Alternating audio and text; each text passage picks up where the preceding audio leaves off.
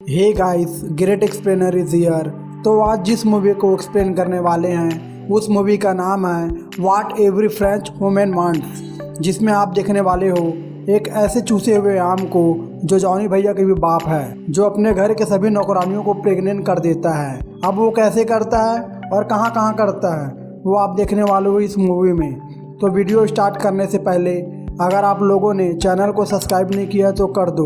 तो मूवी के पहले सीन में हम देखते हैं रोजर नाम के लड़के को, जिसकी उम्र 16 साल है और वो हॉस्टल से छुट्टियां मनाने के लिए अपने घर आ रहे होते हैं। और रोजर को लेने के लिए उसकी मां ने अपने घर की एक नौकरानी को भेजती है जिनका नाम है मिस लपीते, जो रोजर को लेने के लिए घोड़ा गाड़ी लेकर जाती है। और जब वो रोजर को लेकर आ रही होती है तब मिस लपीते के पपीते काफी हिलने लगते हैं, जिसे देखकर रोजर का सामान खड़ा होने लगता है, जिससे मिस लपीते को रोजर काफी हौसी नज़रों से उन्हें देखने लगता है। लेकिन यहाँ मिस लपीते रोजर को कुछ नहीं बोलती है और मन ही मन सोचती है कि मैं अभी भी जवान हूँ। अब रोजर अपने घर पहुँच जाता है तो घर के सभी लोग उसका वेलकम करते हैं। लेकिन तभी रोजर की मॉम की नज़र उसकी पैंट पर पड़ जाती है और उसे बोलती है, ये तुम्हारे पैंट पर रबड़ी कहाँ से आया। लेकिन हम तो पब्लिक हैं, सबके भावनाओं को समझ जाते हैं कि मिस लपीते की पपीते से रोजर का पैंट खराब हो गया है। तो इस पर रोजर की मौसी धनिया कहती है कि कोई बात नहीं है, इस उम्र में ऐसा होता रहता है, लाओ मैं इसे साफ कर देती हूँ। और वो उसको साफ कर देती है। अब घर के अंदर हम रोजर की छोटी बहन को देखते हैं जिनका नाम होती है बरखा, जो रोजर को जंगल घुमाने लेकर जाती है, जहाँ रोजर को मिस लपीते मिलती है।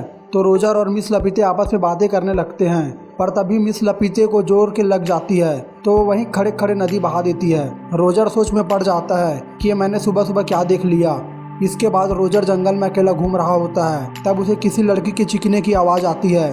तो वो देखता है कि उसके ही घर की नौकरानी किसी के साथ खेत में दबा के कबड्डी खेल रही होती है। तो ये यहाँ और रोजर फिर से सोच में पड़ जाता है और कहता है कि मैं ही यहाँ चूतिया हूँ। फिर हम घर के अंदर देखते हैं कि सभी खाने की टेबल पर बैठे हुए हैं, जहाँ हम देखते हैं कि रोजर की मॉम काफ़ी डिसिप्लिन है और बात बात पर रोजर को टोकती रहती है। फिर डिनर के बाद सभी अपने अपने रूम में चले जाते हैं और जब रोजर अपने रूम में होता है तब उसे कुछ बजने का आवाज़ आता है। और जब वो रूम से बाहर जाके देखता है तो उसकी घर की नौकरानी हाथ में ट्रे और कप लेकर झुकी हुई होती है और पीछे से अंदर के रूम से कोई उसका गेम बजा रहा होता है। और गेम खत्म होने के बाद गेम का प्लेयर अंदर से ही अंदर चला जाता है और वो वहाँ से चली जाती है। और ये सब देखकर रोजर का टाइगर जिंदा हो जाता है और वो उसे किसी तरह संभाल कर सोने चला जाता है। अब अगली सुबह बरखा रोजर को एक नदी के किनारे ले जाती है और कहती है घर के जितने भी नौकर हैं वो सब यहीं पर आकर अपनी दुख भरी बातें करते हैं। और तभी वहाँ पर सभी नौकरानी आती है तो बरखा और रोजर एक पेड़ के पीछे छुप जाते हैं और ये नौकरानियां वहीं बैठकर आपस में बातें करते हैं। तभी नदी के दूसरे साइड से 3 दरिंदे आ रहे होते हैं और ये तीनों भी रोजर के घर के नौकर ही होते हैं और ये तीनों उन्हें छेड़ने के लिए वहीं अपने अपने औजार दिखाकर मुतने लगते हैं। तो यहाँ ये लेडीज भी कम नहीं होती है, वो भी अपना कपड़ा ऊपर करके अपना पिछवाड़े का गोदाम दिखा देती है, जो इन मर्दों के लिए काफी होता है।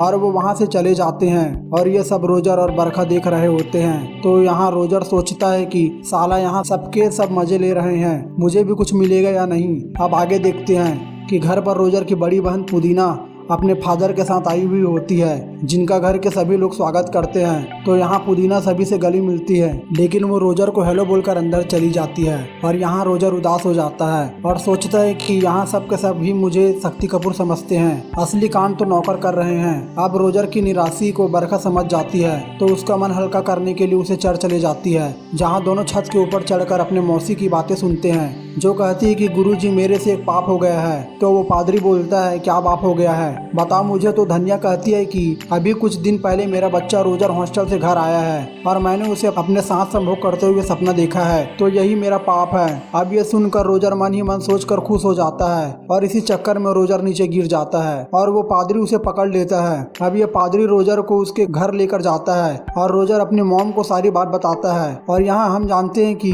रोजर की मॉम कितनी सख्त डिसिप्लिन लेडी है। तो वो कहती है कि गुरुजी आप ही बताइए इस हवस की पुजारी को क्या सजा देनी चाहिए। तो पादरी बोलता है कि कि इसके पिछवाड़े को मार मार के चटनी बना दिया जाए और चटनी बनाने का काम इसकी मौसी धनिया करेगी। तो यहाँ धनिया ऐसा करने पर मना करती है, लेकिन रोजर की मॉम धनिया को फोर्स करती है। तो धनिया रोजर की पिछवाड़े को मार मार के चटनी बना देती है और यहाँ घर के सभी लोग रहते हैं। और तभी वहाँ रोजर की बड़ी बहन का मंगेतर भी आ जाता है और वो भी रोजर को मार खाता देखकर खुश हो जाता है। लेकिन ये सब देखकर घर की नौकरानी और बरखा जरा भी खुश नहीं होते हैं। अब रोजर अपने रूम में उल्टा लेटकर रोने लगता है और उसे ज्यादा दुख मार खाने का नहीं बल्कि इसका होता है कि चोर तो यहाँ के सभी नौकर हैं, तो मुझे ये गलती क्यों समझा जा रहा है। अब रोजर को फिर से वही आवाज आता है और वो अपने रूम से बाहर जाकर देखता है तो फिर से वही प्लेयर अपना गेम बजा रहा होता है, पर हमें ये पता नहीं चलता कि वो मिस्टर इंडिया कौन है। और इस बार वहाँ मुन्ना भी इस सीन का मजा ले रहा होता है। तभी वहाँ वो नौकरानी आती है और वो रोजर से कहती है कि ज्यादा दर्द हो रहा है तो मैं पिछवाड़े पे झंडू बाम लगा दूं,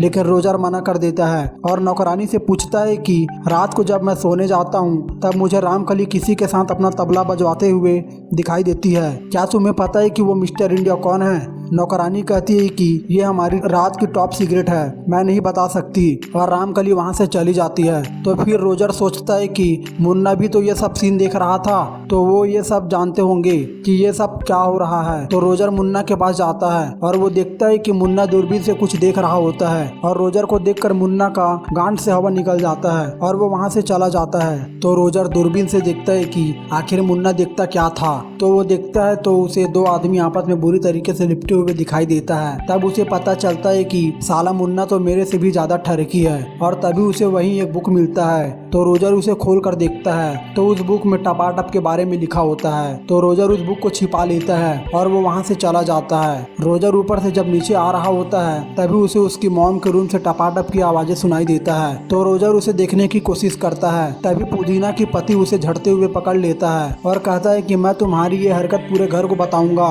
तो रोजर कहता है कि ये सब किसी को नहीं बताना, आप जो बोलोगे वो मैं करूंगा।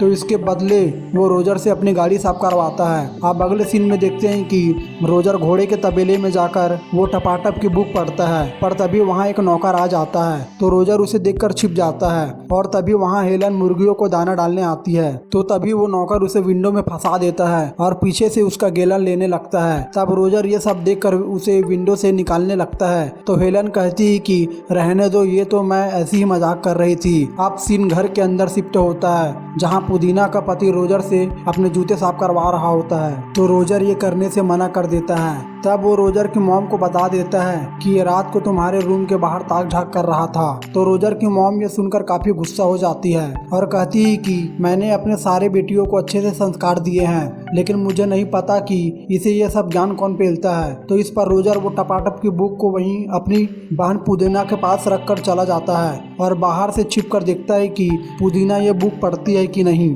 तो जब पुदीना वो बुक को देखती है और वो बुक छिपा कर पढ़ती है और बुक को पढ़ने के बाद बहुत अच्छा फील करती है। फिर आगे देखते हैं कि रोजर किचन में जाता है जहाँ वो नौकरानी होती है। तो रोजर चारों तरफ देखता है कि कोई है तो नहीं, जिसके बाद वो नौकरानी को पीछे से पकड़ लेता है, लेकिन तभी एक मोटी नौकरानी आ जाती है। तो रोजर वहाँ से भाग जाता है। अब रोजर का टाइगर काबू में नहीं था, तो वो काफी सोचने के बाद उसे मिस लपीते की याद आता है। वो सोचता है कि आज किसी और के साथ हो या ना हो, पर मिस लपीते तो मुझे अपने पपीते जरूर खिलाएंगी। तो वो जल्दी से मिस लपीते के पास जाता है और उसे पीछे से पकड़ लेता है और अपनी गाड़ी फुल स्पीड में चलाने लगता है और मिस लपीते दबा के मजे लेती है। पर तभी बाहर से आवाज आता है कि जर्मनी ने फ्रांस से जंग शुरू कर दिया है। तो सभी ये सुनकर पार्टी करने लगते हैं, क्योंकि अगले दिन सभी मर्द को लड़ाई के लिए जाना है। और तभी वहाँ रोजर आता है और जब उसे पता चलता है कि घर के सभी मर्द लड़ाई के लिए जा रहे हैं, तो वो सोचता है कि अब आया मेरा टाइम, अब मैं सारे बदले लूंगा।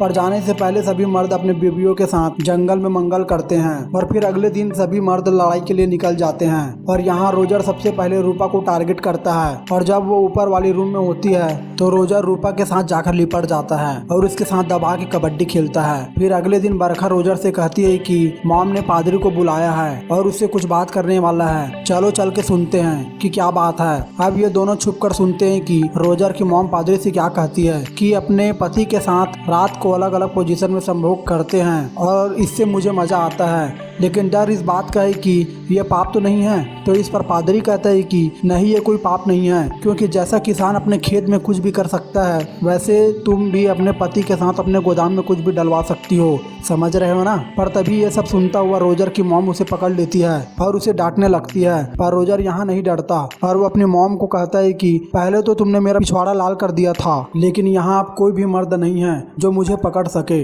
अब आगे देखते हैं कि रोजर की बहन जलेबी बाई नदी किनारे अकेली बैठी हुई थी और रोजर मगरमच्छ की तरह पानी के अंदर से आता है और वो उसको भी लिपट जाता है और दोनों साथ मिलकर कबड्डी खेलते हैं। तब सब अपने अपने रूम में चले जाते हैं, पर धनिया अपने रूम में होती है तो रोजर वहीं उसके बेड पर लेटा होता है और उसे भी पेल देता है। और इधर हेलन फिर से अपने अड्डे पर आती है, पर इस बार वो मिस्टर इंडिया गायब था, क्योंकि घर के सभी मर्द लड़ाई में गए होते हैं। तो वो रोजर के रूम में चली जाती है तो रोजर उसके साथ भी कबड्डी खेलता है। अब अगले दिन देखते हैं कि रोजर की बड़ी बहन घोड़े के तबेले की तरफ जा रही होती है तो रोजर उसे देख लेता है और वो उसके पास जाकर फिर से कबड्डी खेलता है और खुद को संतुष्ट करके बाहर निकलती है। अब अगले सीन में देखते हैं कि पुदीना रोजर से कहती है कि वो प्रेग्नेंट है। ये सुनकर रोजर का फट के 64 हो जाता है, पर तभी दोनों देखते हैं कि सभी मर्द लड़ाई खत्म करने के बाद घर वापस लौट रहे होते हैं। तो यहाँ रोजर को अब डर लगने लगता है कि सबके सब प्रेग्नेंट ना हो जाए, पर होता ही कुछ ऐसा है। तभी रूपा रोजर के रूम में आती है और कहती है कि मैं भी प्रेग्नेंट हूँ।